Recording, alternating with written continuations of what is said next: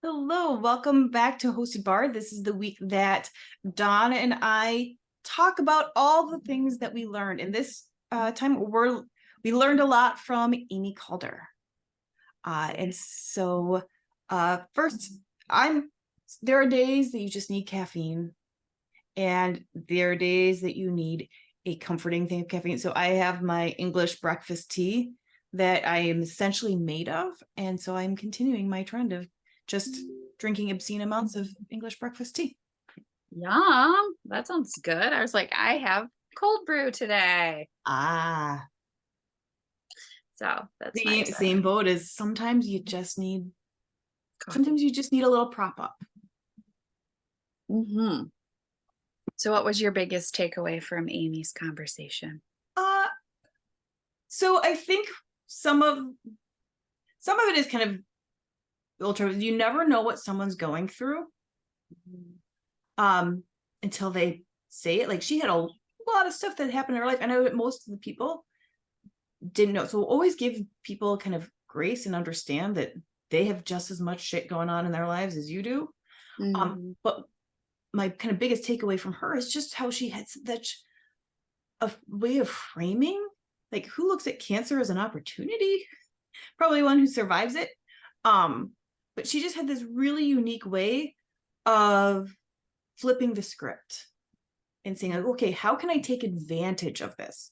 It's, you hear it all the time. It's not a challenge, it's an opportunity. And you're always like, yeah, yeah, yeah. But she really embraced that and found ways to have that and build on it. And so I think it's really nice to hear that it's not just a trope. It's not just the logo, a motto on a mug, but someone who's living it. So that was mine. How about you, Don? Yeah, I would say, I learned new things about her that I didn't know, but too, I feel like it's been kind of a journey of getting to know her more and kind of understand things. And, she's really courageous to go through all that stuff and then to even add herself onto the list and volunteer, because that too, I think she saw the opportunity for the business of just, I don't know enough of what her was in her mind, but she just knew in her heart that that was what the right step was. And so she was giving the business an opportunity too to change things up by, leaving her role. But then too, just how she saw the opportunity to try things differently. And I feel like, even too, the franchise model. I don't feel like that's something that people always have top of mind to go that way, but something intrigued her and, she's leaning into it. Right. I think that's something that we didn't really talk about with her, but was very apparent, is she's always kind of scanning the horizon and Mm. looking to see what is what she can take advantage of, and not in a bad way. Right, there are some people that kind of like are always, the con artists that are always looking for the mark and always looking for a scheme, but that constant surveillance of, okay, what is there, what can you, like, she was on the team looking at how to do layoffs, and she was right, this is actually a really good package. Mhm. Right, she was putting together a good package, not for herself but for thing, and then realized, wait, this is a good package and it does fit my needs. Right, and being able to have that kind of ability to always recognize an opportunity is, and find it in a way that fits the need, I think is a real skill. And I think it's a skill that you have to hone. Right, Yeah. as with every skill, some comes more naturally to others, but she didn't just, come out of the womb being like, hey babe. But being able to do that and doing it in a way that makes sense for her Yeah. was, I think, is a big deal. And I think having that, honing that skill is important. Well, and I think too, how she still saw the opportunity, even when she just saw a good friend go through the process, Yeah. wasn't exactly the easiest for her, where she still saw the opportunity, but was also determined to, this will all work out. Like she saw the potential too in her coworker and her good friend. And like, I think that too, where it's like, it's not gonna be easy. It's not gonna be fun. It's still gonna suck. There's like sucky parts of it, Right. but there still can be good stuff out of it too. So I think that's where it's like trying to weigh the good and bad. And maybe it's not always exactly the good and the bad, but what it could be that she didn't even imagine it to be even too. Right. Just because it's an opportunity doesn't mean that it's also not a challenge. Just because it's a challenge doesn't mean it's also not an opportunity. Hmm. And they're not all created equal. Yeah.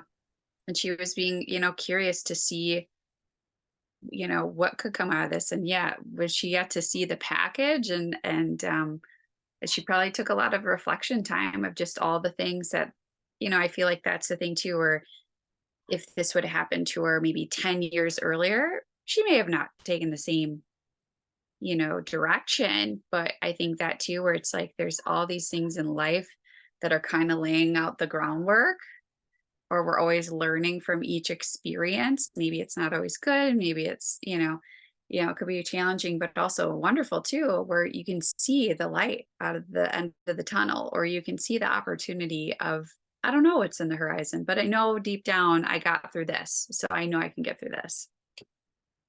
Right. That's always, I think, a big thing of remember your past, like, hey, I got through this. I say it all the time. I'm like, this isn't as hard as the bar exam. So, Mm, right. And that wasn't anything compared to hers with having cancer, or her husband having cancer, or anything like that, really being able to do that. But I think another part that you just kind of mentioned is that she saw it, she took a reflection, and then she made a decision.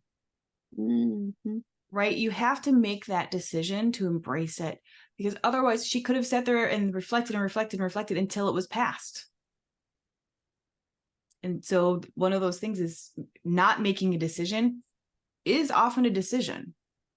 Yeah. She couldn't And just just be take like, oh, action. and waffle. Yeah. But I think sometimes you have to take the action, or one day you'll just kind of regret it. If you kind of saw a little bit of opportunity, or, I think sometimes too, reframing it instead of what's the worst that could happen, what's the best that could happen from this? What could be new that I didn't know? Right. I think that what's the best that could happen is a good way to remember it. And then often when people ask what's the worst that can happen, they don't actually answer the question. Hmm. Right. They just say, oh, it could be bad. And you're like, okay, how bad? What Hmm. is the worst that can happen? And then they do it. And I had this with a friend who was trying to leave, and he was this job. And I asked him, like, okay, if you do this and you go to the next thing, what's the worst that happens? Literally, what's the worst case scenario? And the worst case scenario is, well, it fails and I have to go back to work.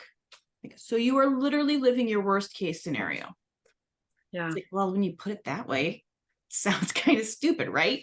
And so, but he had all of these like vague bad things, but when you actually asked, and then you ask, okay, what's the best thing? Well, like, I do all of these things and this. I'm like, so what are you doing here?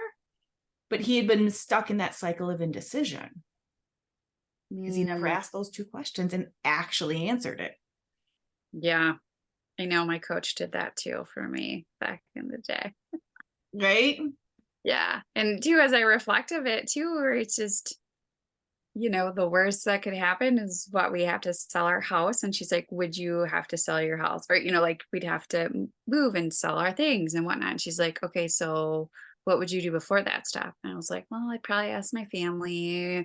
Maybe I'd go to the bank, like she's like, okay, so you're already coming up with game plans of what you would do. Would you ever let it go that far? And it's like, well, no. Okay. Right. Well, with our firm, it wasn't even like we'd have to sell our house. We're like, because we knew one income would cover at least that. Hmm. But we're like, well, we wouldn't be able to go on vacations. Right. Okay. That's bad. We want to do that. So that's your drive to succeed. Yeah. Yeah. I know. Well, even as we're talking about this, I feel like this has probably been one of the best summers I've had. And look at that, you know, it's not just too about money or all the things. It's like too leaning in and being present with what you're doing is another reminder in life, I think, for me, Yeah, and that I think sometimes we're that's something going that so you and fast. Amy both kind of had realized. And with her, part of that is I'm sure she'd been thinking about it before the diagnoses, but that was her kind of tipping point. Like, oh, Mm, wait, I do have to make these decisions. And this is something that I think COVID did to a lot of people, where they had been thinking about it and thinking about it, and then realized, oh, what if I don't act? Right. And things become short, and they started seeing family members get sick or got sick themselves, and realized, oh, maybe I don't have they like, why am I waiting? mm-hmm. Yeah. Or what am I missing out on that because I'm so focused on this, or thinking Mm-hmm. this, like, what am I even missing out that I'm currently even doing too, it's because we're so focused on things. Or two, I think of even what you said earlier is like we're telling ourselves these stories in our brain Yeah. sometimes. And is it really true? Right. And I think she did a good job of retelling her story, right? Like looking at the story and saying, does it have to be this way? Wait, Yeah. I can change my story. I've been at this company for 10 years. That doesn't mean I have to be there for the next 10. I Yeah. have this other desire, and this package gives me this opportunity. Is this opportunity going to ever get better? Right. Yeah. Could have been the one chance. I feel like that's, sometimes there could be a future chance, but sometimes it's like, this is what's in front of you right now, this chance and this opportunity. Do you want to take it? I had read I was reading a book, and I can't remember at the top of my head which one it is right now, but it was saying lessons will be repeated until they're learned, Yeah. which I liked. But then I was talking to actually Mike McKay, and he's like, until the lesson is no longer presented. Sometimes the Mm, lesson, like sometimes you miss the lesson, right? And now you don't have that opportunity to learn, mm, and you've subjected yourself to staying kind of in the dark. And so, yeah. yes, lessons will be repeated until they're learned, until the teachers decided that you're never going to learn, kind of thing.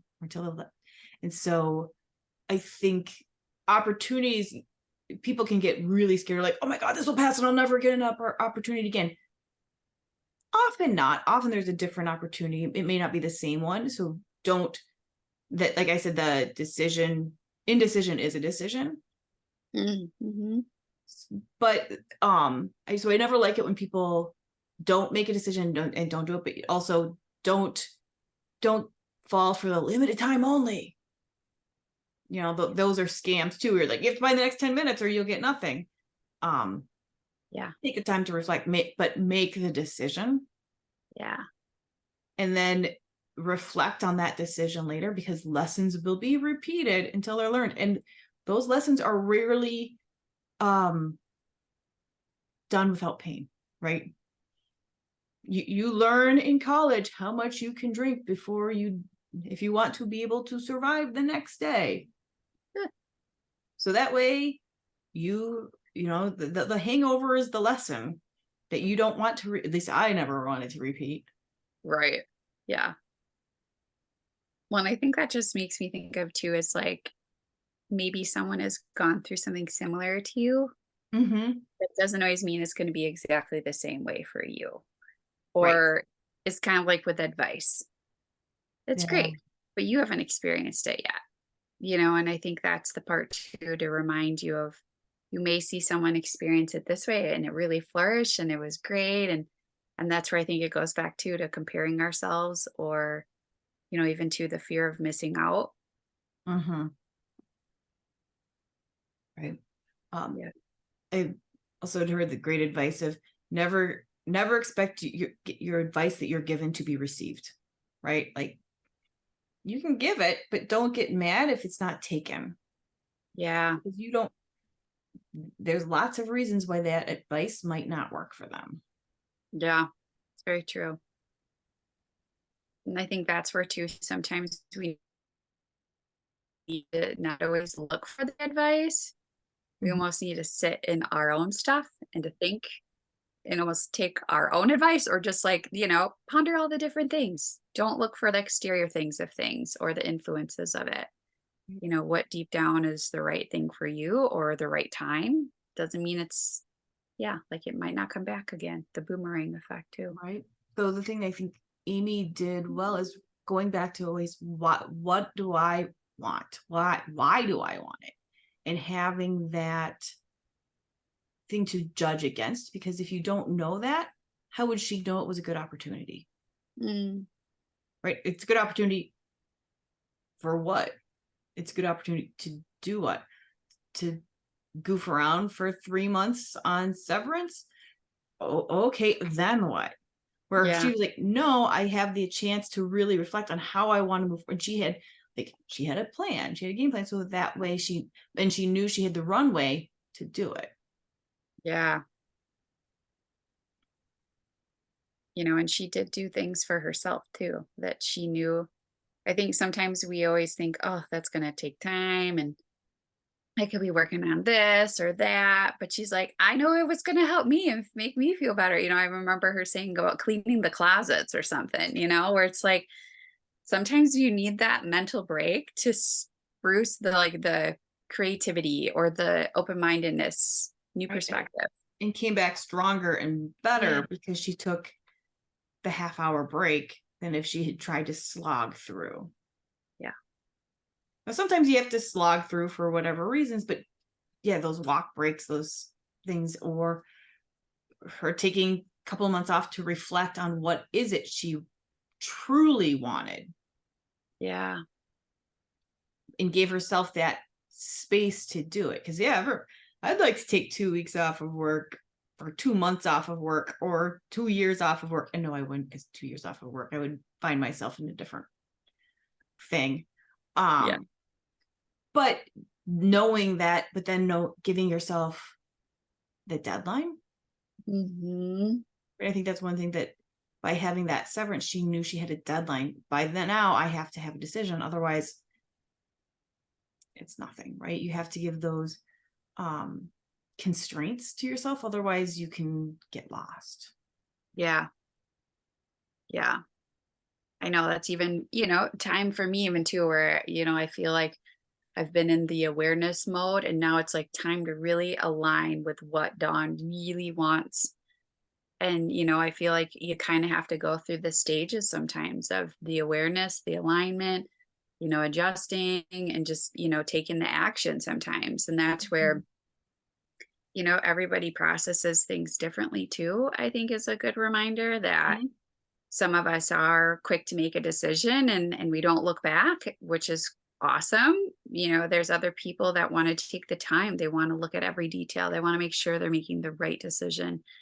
But two, it depends on sometimes the decision. You could have decision fatigue, thinking so hard and Yeah. looking at every scenario and what could happen, what couldn't happen, or how's this going to affect us? And I think this is where she'd said, she and her husband talked a lot about this, and we didn't explore this, but it'd be really interesting to see what her husband's kind of approach, because one thing that can be really good is if you can have your discussion partner be kind of that opposite, or Mm. that, because that's one thing that works really well with my husband and I is he likes to analyze all the things we have, like every car purchase, house purchase, everything involves spreadsheets. Mm. Lots of spreadsheets, lots of data, lots of analysis, which is awesome because we know we are making a good decision. But he compiles all of this and then is like, it's a lot of data. And I'm the one that can be like, that Hmm. one. Or hey, narrow it down to 3 or 4. Okay. And then I can do that. Now I love that he's done all that research. Yeah. Right? Like that's fabulous. And he likes that I can help just say, okay, this is it. And I think with we have a paralegal here who he can do all of that detail and gets all those things. But every once in a while, we're like, too much. And actually, we have another attorney that does that. We love them for it, but we're like, too much information, too much information. Give me the TLDR. I'm glad you did all of that. I know you did all that. That's great. But I don't need a recitation of TLDR.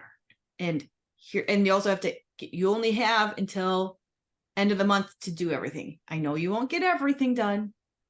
I know you won't, there will not be every stone unturned. You will leave some stones unturned, but they will be small and significant stones at that point. Right. In that having that deadline. And so,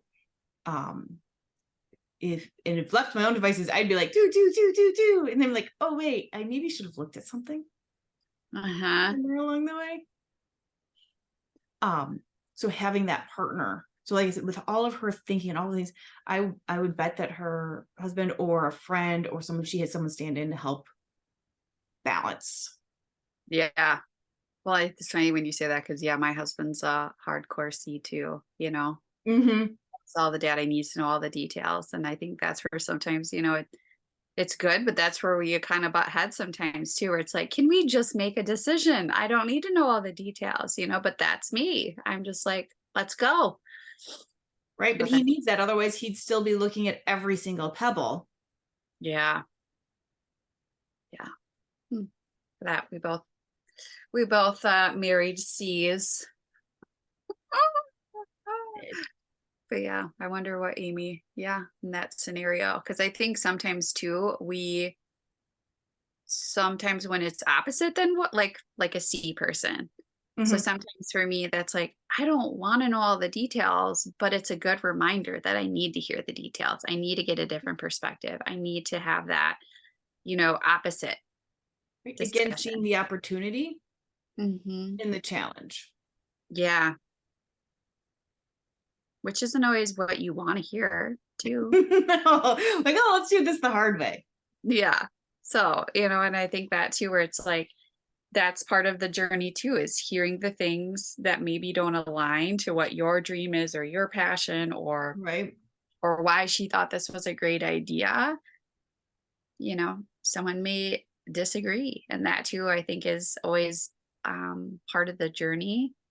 It's easier said than done, but not everybody will always agree, or you'll be able to, satisfy everybody with what decision you do make. So I also gained that I didn't realize I was supposed to coordinate my drink with my outfit as well as Amy did. Oh my God. Yeah. I was like, wait, what? Yes, I know. Right. That was great. And it sounds tasty. That's a level of thought I hadn't had before. It made me think like, oh, we should do these in person. And then we all like pour a little sample so you could sample each person's drink of, what are you having? Okay, I want to try that. Oh, you drink too much Irish whiskey. I need to survive. I like Irish whiskey. Yes. But cold brew is great today. Excellent. So I think next guest is Garth. Yeah, Garth. Yeah. Tell us a little bit about Garth.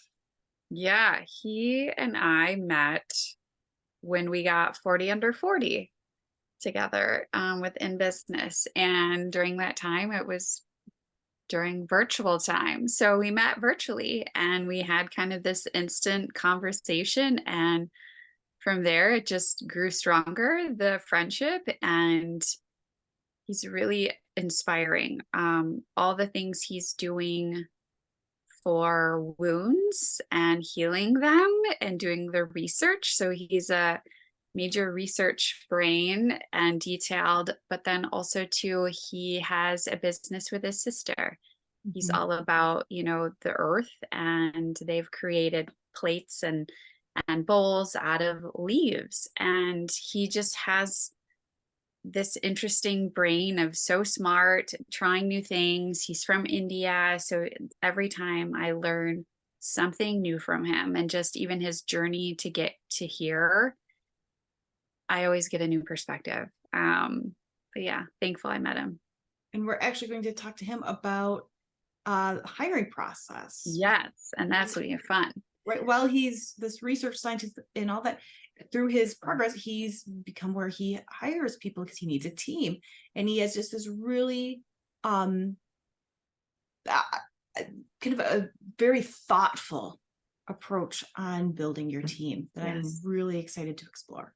So until next time when we have Gaurav come in and explore that. But thank you so much. We've had these great guests about taking the lessons that they've learned and applying it, both how to get to where they are and right while they're in it. So it's been nice as a business owner to steal all their lessons so we don't have to learn them all the hard way.